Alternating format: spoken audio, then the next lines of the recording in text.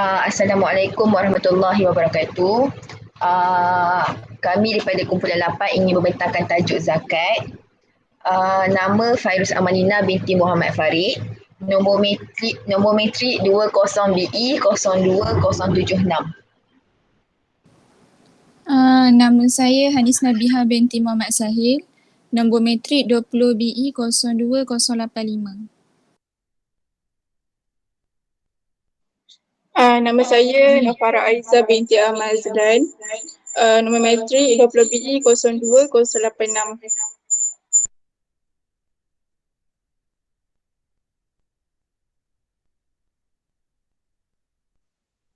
Nama saya Aisyah binti Jamaluddin. Nombor metrik 20BE 02087.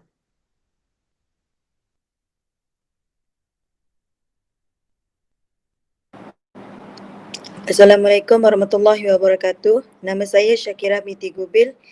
Nombor metrik 20BE 02089. Assalamualaikum, saya Husna Syahidah binti Hasim, 20BE 02101. Assalamualaikum, nama saya Nur Akilah binti Ahmad Nazri, nombor metrik 20BE 02109.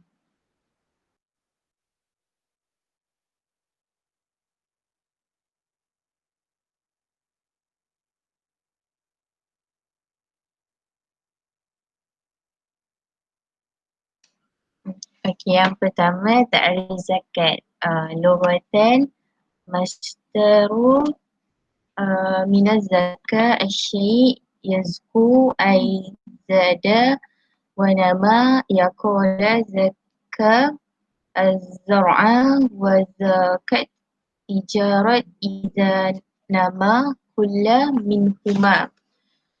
Maksud dia, ringkaskan maksud dia macam zakat ni dari segi bahasa membawa maksud bersih, suci, subur, berkat dan berkembang. Perkataan bersih dan suci dalam istilah zakat bermaksud membersihkan harta dan membersihkan diri daripada sifat kedekut dan bakhil. Dari segi syarak, dia qadrun makhsusin minal ba'da anwa'ul mal yajibu sarafah li'adafa mu'ayyanatu minan nasi inda tufu syurutul mu'ayyanatu. Maksud dia, zakat dari segi syarak ni ialah mengeluarkan sebahagian harta tertentu diberikan kepada asnaf para asnaf yang berhak menerimanya setelah memenuhi syarat-syarat yang ditetapkan oleh syarak. Itu saja daripada saya. Saya serahkan kepada slide yang seterusnya.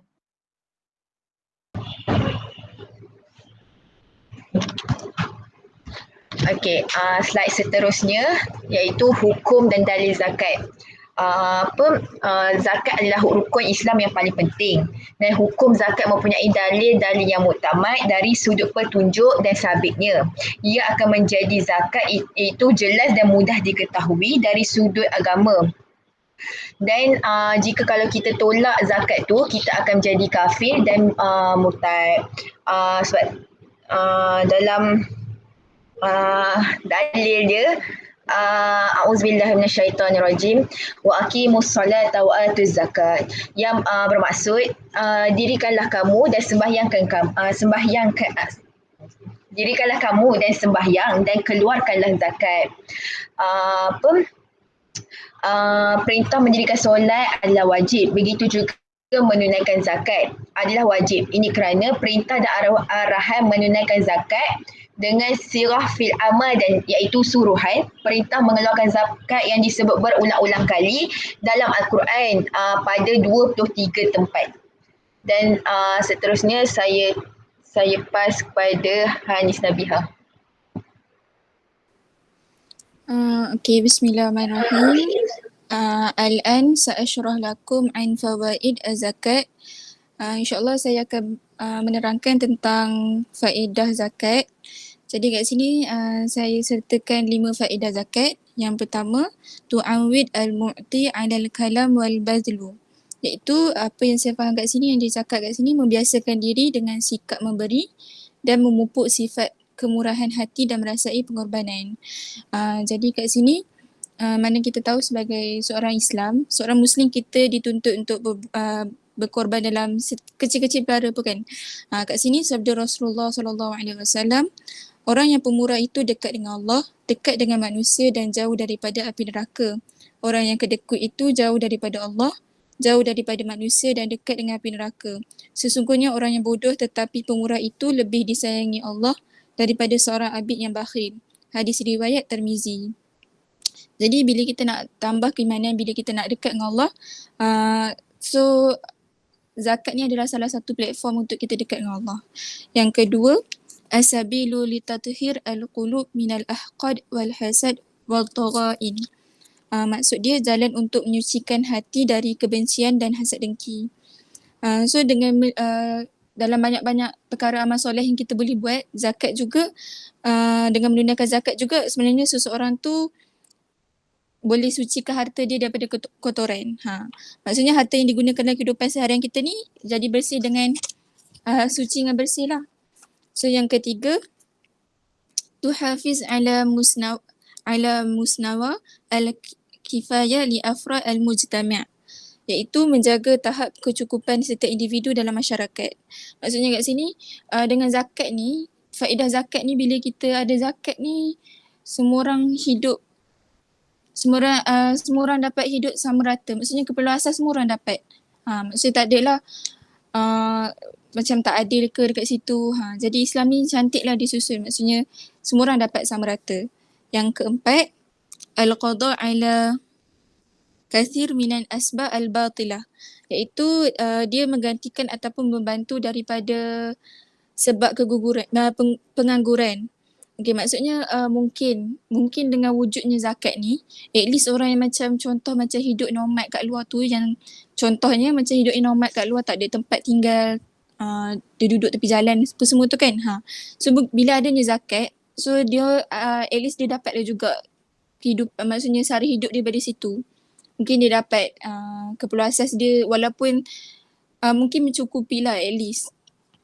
Okay, yang terakhir iaitu tuqawi asira al-uqwah wal mahabbah bainahu wa bainal akhirin.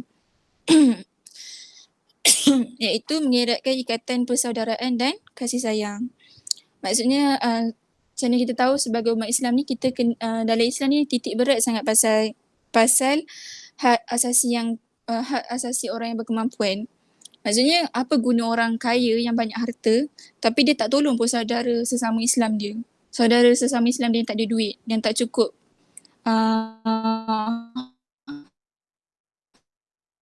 hak asasi ke, yang tak cukup keperluan asas kan. So dekat sini ni nampaknya zakat ni dia menghubungkan antara golongan kaya dengan miskin dengan ikatan yang teguh. Maksudnya dengan ikatan teguh tu akan terhasil lah rasa kasih sayang. Lepas tu kat sini sabda Rasulullah, barang siapa yang inginkan rezekinya diluaskan dan dipanjangkan umurnya, maka hendaklah ia menyambut tali silaturahim. Hadis riwayat Bukhari dan Muslim. InsyaAllah hadza minni faqat. Jadi sambung dengan Farah Aiza. Okay, auzubillahi minasyaitonirrajim. Bismillahirrahmanirrahim. Assalamualaikum warahmatullahi wabarakatuh. Ismi Nafara Aiza binti Amazlan, nombor metrik 20BE 02086. Okay, saya akan membentangkan mengenai hukum mani'u zakat. Maksudnya kat sini hukum orang yang enggan mengeluarkan zakat. Terdapat dua jenis dan bahagian orang yang enggan mengeluarkan zakat berdasarkan niat hati masing-masing. Okay, yang pertama hukum min mani'uha munkarun liwujubiha. Maksudnya kat sini hukum dari orang yang enggan mengeluarkan zakat kerana mengingkari kewajipannya. Dalam buku Ajma'u Ulama' ala an min ajma'u ulama ala an min jahiduha wa inkaru faridatuha faqad kufur wa artadu anil Islam. Maksud kat sini sepakat ulama telah menyatakan bahawa orang yang menentang dan mengingkari kepentingan zakat dia telah kufur dan murtad daripada Islam. Seterusnya kana halal damu illam yatubu. Maksudnya darahnya halal dibunuh sekiranya dia tidak bertaubat. Seterusnya wazalika li'annaha minal umuri allati alamai faridatuha bidorurah. Ini kerana zakat merupakan perkara yang mudah diketahui kefarduannya di kalangan orang Islam tanpa memerlukan hujah dan dalil. Okay. Dalam buku ni berkata Imam Nawawi rahimahullah yang bermaksud sesiapa yang mengingkari kewajipan berzakat pada masa ini adalah kafir berdasarkan ijma'. Berkata Ibnu Hajar Asqalani yang bermaksud adapun dalil kefarduan zakat sesiapa yang mengingkarinya adalah kafir. Okey, itu adalah bahagian hukum orang yang akan mengeluarkan zakat yang pertama. Okey, yang kedua ialah hukum dari orang yang akan mengeluarkan zakat kerana bakhil atau kedekut. Bakhil dan kedekut.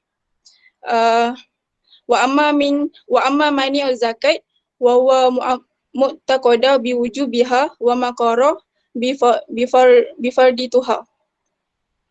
Maksudnya kat sini dan orang yang enggan mengeluarkan zakat sedangkan dia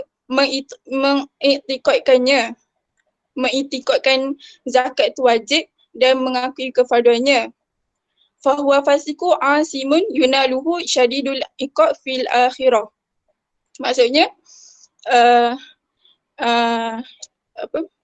dia telah menyebabkan dia fasik, berdosa dan akan dikenakan azab seksa di akhirat.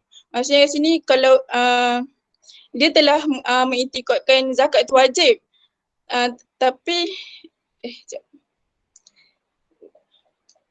wajib tapi dia enggan mengeluarkan zakat. Jadi dia telah fasik, berdosa dan dikenakan azab seksa di akhirat.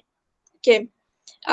Ada potongan ayat yang bermaksud dan yakni ingatlah orang-orang yang menyimpan emas dan perak serta tidak membelanjakannya pada jalan Allah, maka habarkanlah kepada mereka dengan yakni azab seksa yang tidak terperi sakitnya, iaitu pada hari dibakar emas, perak dan harta benda itu dalam neraka jahanam, lalu diselar dengannya dahi mereka serta di belakang mereka, yakni sambil dikatakan kepada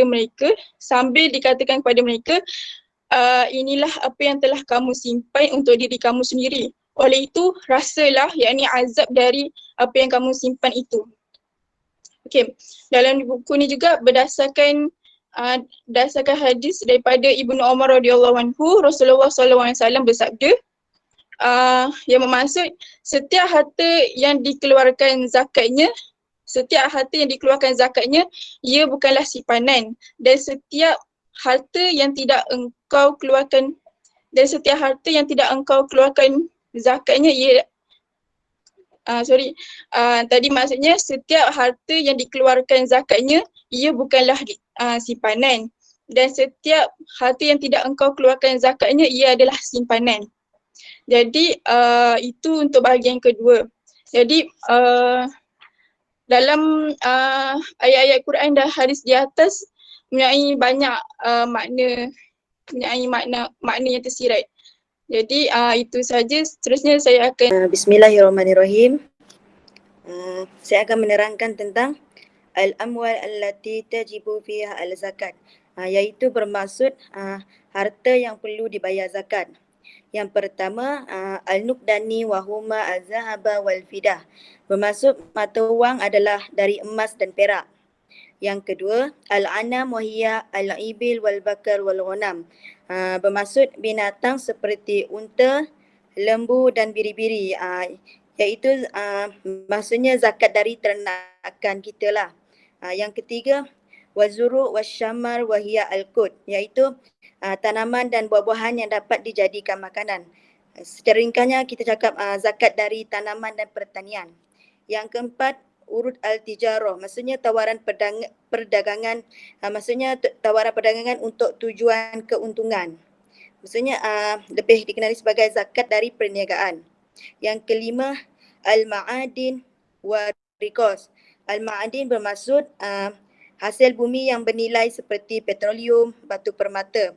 Lepas tu warikos bermaksud harta yang ditemui. Maksudnya merupakan harta yang tersembunyi yang kita tidak nampak seperti tembaga, perak dan emas. Seterusnya zakat al-hali. Zakat al-hali bermaksud zakat perhiasan. Maksudnya perhiasan yang selalu dipakai oleh kaum wanita seperti emas. Perhiasan sebegitu tidak diwajibkan ke atasnya zakat selagi mana ia tidak berlebihan. Maksudnya tidak mencapai uruf. Kalau melebihi uruf maka akan dikenakan zakat ke atas barang perhiasan tersebut. Jabir radhiyallahu anhu meriwayatkan daripada Rasulullah sallallahu alaihi wasallam yang bermaksud tiada zakat pada barang kemas. Seterusnya qatim al-fidah lil rajilu.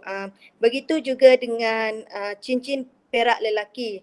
Tidak diwajibkan membayar zakat ke atas cincin perhiasan tersebut. Seterusnya saya akan serahkan kepada slide seterusnya.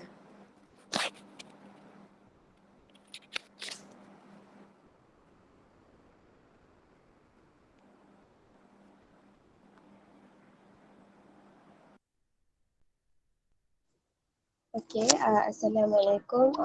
Saya akan terangkan untuk bahagian saya iaitu syurut wujub az-zakah fil urud. Yang mana yang pertama, la tasbah as-sal'u al-mamlukah urudut tijarah tajibu fiha az-zakah ila bisyaratain. Maksudnya dekat sini, maksudnya barang yang dimiliki tidak dinyatakan barang perniagaan yang wajib zakat melainkan dua syarat. Maksud daripada ayat tersebut merupakan harta yang wajib untuk zakat perniagaan ada dua. Di sinilah dua syarat yang akan saya terangkan tu. Iaitu yang pertama, an yamlikuhu bi'aqdu fihi audun kal bai' wal ijazah wal mahar wa nahu zalik. Yang pertama tu maksudnya pemilikan harta itu hendaklah dengan akad tukar ganti. Maksudnya dekat sini barang yang kita nak niagakan tu mestilah barang yang kita dapat melalui akad jual beli, urusan jual beli, bukan pinjaman. Okey, contohnya macam jual beli, sewa menyewa, mas kahwin dan sebagainya. Maksudnya kat sini sekiranya pemilikan tersebut kerana warisan ataupun dan sebagainya, ia tidak dikira sebagai barang yang diwajibkan zakat. Harta perniagaan iaitu dia tidak dikira sebagai barang niaga. Dia tidak dikira. Okey, yang kedua pula anna yanwi inda tamlikuhu al-mutajirah bihi. Yang mana yang bermaksud ketika memiliki harta tersebut, pemiliknya hendaklah berniat meniagakannya dan niat tersebut hendaklah berterusan. Maksudnya dekat sini paling penting bagi zakat harta perniagaan ialah barang tu adalah untuk dijual. Maksudnya niat kita berterusan lah, bukan untuk kegunaan peribadi. Sebab kalau kita beli barang tu sebab kalau kita beli barang tu untuk kegunaan peribadi, maka tak perlu zakat sebab tak ada sifat nama. Yang mana sifat nama tu lah sifat yang berkembang. Contohnya macam kita beli kereta, kita niat untuk beli kereta untuk bukan untuk diri sendiri. Contohnya macam dia nak buat Grab kan. Dia nak buat Grab, maksudnya kat situ dia ada sifat nama iaitu berkembang. Maksudnya dia beli kereta untuk dia dapat duit, untuk pendapatan dia sendiri ataupun yang lain. Maksudnya kat situ dia ada sifat nama berkembang. Maksudnya kalau dah ada sifat nama, diwajib bayar harta perniagaan tersebut. Untuk set seterusnya iaitu nisab zakat. An-nisab an-nisab huwa al-adna wujudah syarfan lita'liku az-zakah bil mal.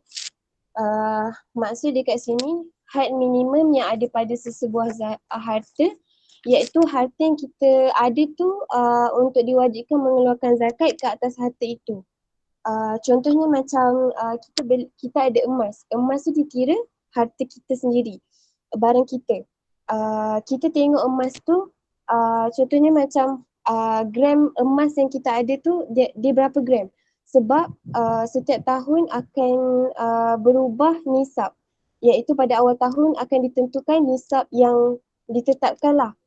Jadinya bila gram contohlah nisab pada tahun ni lah, bukan nisab, maksudnya macam gram yang patut kita bayar, had minimum iaitu had minimum emas tu, jika 85 gram ke atas, nilai emas kita tu kurang, maknanya kita tak payah bayar.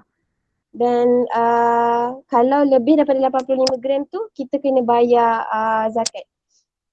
Yang kedua pula, fa'inna lam tablighu kama tahu fi mulkul mukallaf hazal had lam tajibu az-zakah alaihi. Maksudnya jika harta yang dimiliki oleh seseorang mukallaf tidak sampai kepada jumlah tersebut, maka zakat tersebut tidaklah wajib. Maksud saya cakap tadi, maksud mukallaf kat sini kalau ialah orang dipertanggungjawabkan. Maksudnya kat sini jika kita mukallaf lah, maksudnya mukallaf tu diri kita sendiri, orang yang menuntut agama, orang yang ikut perintah Allah, yang ikut suruhan Allah. Contohnya maksudnya kita nak bayar, mestilah kena ikut jumlah tersebut. Sekiranya tidak sampai kepada jumlah tersebut, maka tidaklah wajib untuk kita bayar zakat. Akhirnya lebih banyak harta yang kita ada, maka lebih banyak zakat yang dikeluarkan. Itu sahaja daripada saya serahkan kepada Husna Syahidah. Assalamualaikum warahmatullahi wabarakatuh. Saya Husna Syahidah binti Hasim, 20BE021101. Saya akan menerangkan hal yang berkaitan man tujibu alaihi zakat, iaitu siapa yang diwajibkan ke atas zakat. Boleh rujuk buku Fumul Kahf muka surat 86. Man tujibu alaihi zakat, innama tujibu zakat ala man tawfirat fihi syurutut taliyah, iaitu zakat ni wajib bagi mereka yang memenuhi syarat berikut. Yang mana syarat tu mempunyai 3 syarat, iaitu al-islamu, malikiyah an-nasab, marur haul qamri kamilu, al-malikiyah an-nasab. Yang pertama ialah Islam, iaitu beragama Islam. Yang mana zakat ni diwajibkan hanya kepada orang Islam sahaja dan tidak wajib ke atas orang kafir. Yang kedua iaitu malikiyah an-nasab, iaitu cukup nasab, kadar yang tertentu bagi harta tertentu yang diwajibkan zakat sekiranya mencukupinya. Okey, yang ketiga ialah maruru haul qamri kamilu alal malikiyah an-nasab, iaitu cukup haul, cukup tempoh yang menjadikan harta yang disimpan wajib untuk dikeluarkan zakat. Yang mana 3 ni adalah syarat kepada siapa yang diwajibkan untuk ke atas zakat. Okey. Yang seterusnya ialah az-zakah fi mali as-sabi wal majnun, yang mana zakat ni dalam wan kanak-kanak dan juga orang gila. Yang mana ada persoalan adakah wajib ke atas zakat ke atas harta orang gila dan kanak-kanak. Jika dilihat pada syarat wajib yang telah saya terangkan tadi, tiada syarat balik dan berakal seperti kebiasaannya yang ada pada ibadat-ibadat wajib yang lain seperti solat dan puasa. Walau bagaimanapun, para fuqaha ni tidak meletakkan syarat balik dan berakal sebagai syarat wajib zakat, menunjukkan bahawa kanak-kanak dan orang gila ni wajib untuk menunaikan zakat jika sekiranya memenuhi syarat-syarat yang telah disebut di atas. Hal ini disebut secara jelas di dalam kitab-kitab fiqh, antaranya yang menyebutkan bahawa falaisa min syurutul wujubiz zakah al-bulugh wal aqli fatajibu fi mali as-sabi wal majnun wal muqatabu bizzalika waliyuhuma. Maksudnya justeru tidak termasuk dalam syarat-syarat wajib zakat, syarat balik dan berakal. Oleh itu wajib dikeluarkan zakat ke atas harta kanak-kanak dan orang gila. Dan yang diperintahkan untuk melaksanakan demikian bagi pihak mereka ialah wali mereka. Secara kesimpulannya, di sini menyatakan bahawa wajib dikeluarkan zakat ke atas harta anak-anak dan orang gila jika sekiranya mencukupi syarat-syarat wajib zakat yang telah disebutkan. Oleh itu, para wali yang menjaga mereka seperti ibu bapa dan penjaga bertanggungjawab untuk menunaikan zakat bagi pihak kanak-kanak dan orang gila tersebut kerana mereka tidak mampu untuk memahami dan menguruskannya sendiri. Okey, itu saja pembentangan kami untuk hari ini. Assalamualaikum warahmatullahi wabarakatuh.